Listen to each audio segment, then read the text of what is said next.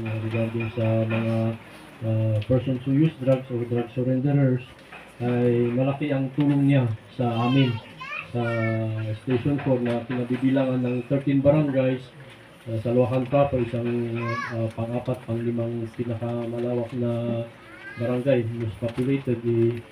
Kung wala si Pastor, hindi ko alam kung medyo, yun nga, may mga requirement kami sa gobyerno regarding sa Anti-Drug Abuse Council, sa Peace and Order Committee. At nung ako yung kapitan ay naging lupon member din siya noong 2019.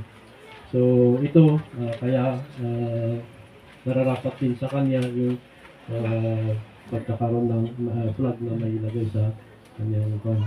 So ngayon yung mga kasama ko, andito sila Kagawad Edmond Manuel, ang mga daycare workers, sina Romiling Nagutas, Jelly Cirillo, at saka si Ma'am Julia Miranda Mayapit. Kami ang band. I-hold na namin itong flag. Okay. I-hold.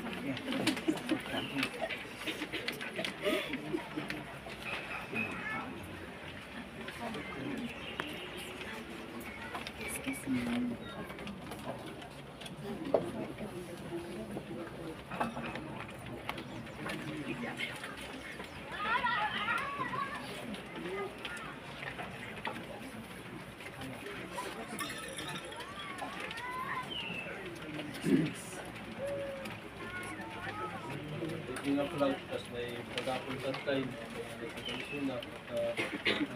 during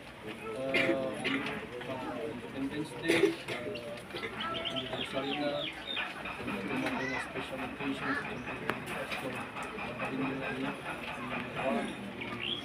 display,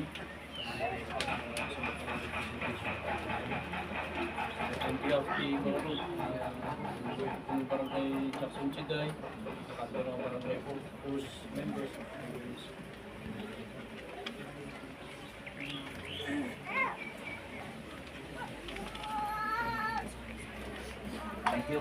Thank you Kagawad. Pakidanon ti pasasalamat ni kini Kapitan dan iti amin na puwersa iti barangay Luacan Proper. Okay, sige, ikatanyo nagigitara, ikatanyo amin nagituyan, kaya Kapitan, muna tayo, maudin to pamilya nga mang kita. Mayo kitaan for the last time.